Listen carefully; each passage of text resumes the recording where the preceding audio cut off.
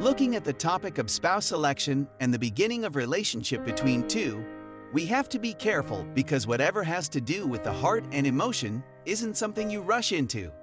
So as Christians, as a godly person, what seems to push or attract you or direct you when it comes to relationship? Is it the things that the people of the world see? Or is it something more? What is your niche? What is your flair? What is your fancy? One thing we must understand is that God ordained relationship and marriage. That is the first thing you must know. It started from Genesis. It was God that instituted marriage. The union between two was from God. He saw that there is perfection in the lives of two and two is better than one. Apart from the obvious procreation and multiplication that seems to be the most common and populous reason why a lot of people seek a spouse, there are other reasons why God instituted this connection and reality. One of the major reasons is for the will, plan, and purpose of God on the earth to be accomplished, and it takes two to bring this to pass. If you take a look through scriptures, great things were achieved with individuals, but if you look deep, if you look in between the scenes or behind the scenes, you will find another person who is a pillar and a fallback to wisdom, and that is usually their spouse. We are not created as an island or with a monopoly of strength and knowledge. Superman is fictional, plus he also needed Lois Lane, and so you see, the principle cannot be overlooked or overemphasized. In the beginning, God saw it, and he said it is not good. It is not good that a man be alone. I will make him a helper. He is in need of help, and so I will give him one who is a help meet for him, one who is a help worthy enough for him.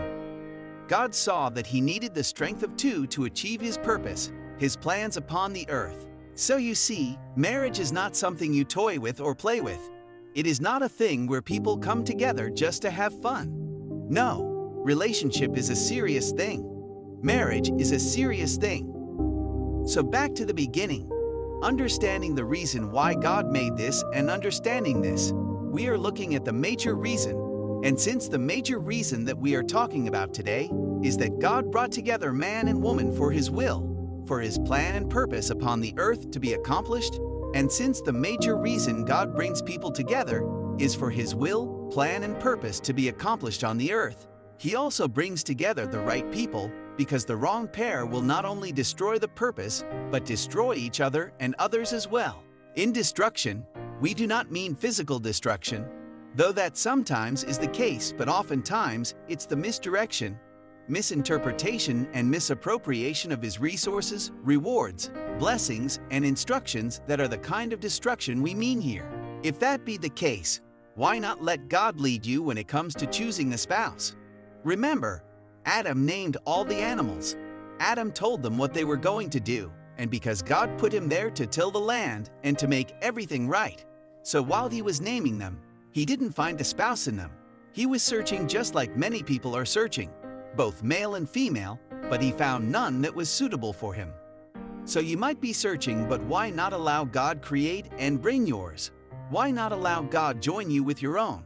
Remember, he has the perfect plan. So whether you are a man or a woman, you choose, yes, you're not only chosen, especially in the case of women, because certain women believe that they are the ones to be chosen and have no place in choosing. But that's wrong. We all choose. When you prefer one to the other, you've chosen, and when you dream and desire one above another, that's a choice. When you prefer one to the other, you've chosen, and when you dream and desire one above another, that's a choice. So in choosing a spouse, at times our flesh comes up to make us make the choice. It inspires us to what we like and do not like in the opposite sex. It tells you if you are a lover of heights, a lover of body stature. It tries to influence your choice in color, race, or height and more. And if you are not careful, you will follow the desire and inspiration and end up in the wrong place. A lady could be good, but is she good for you? A man could be perfect, but is he perfect for you? The question of choice can only truly be answered by the one who made it, the one who formed you, loves you, and wants the best for you.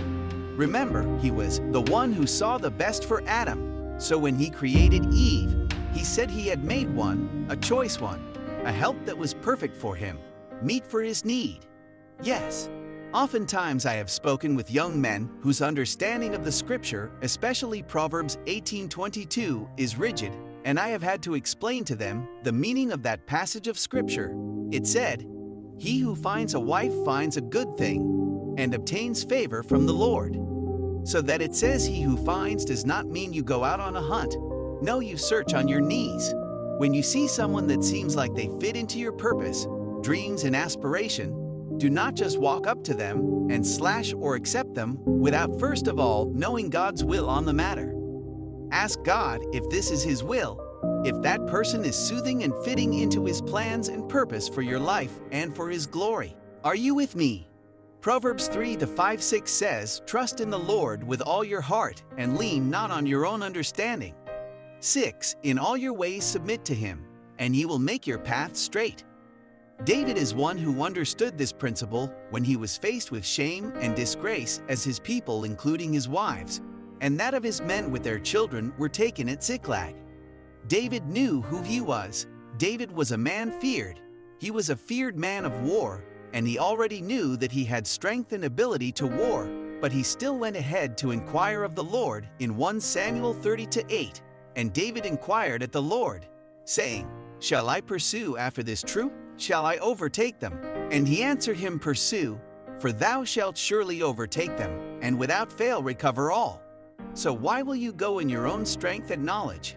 Why will you make decisions on your own? In all your ways acknowledge Him, and He will direct your path. If God directs you, you cannot miss it.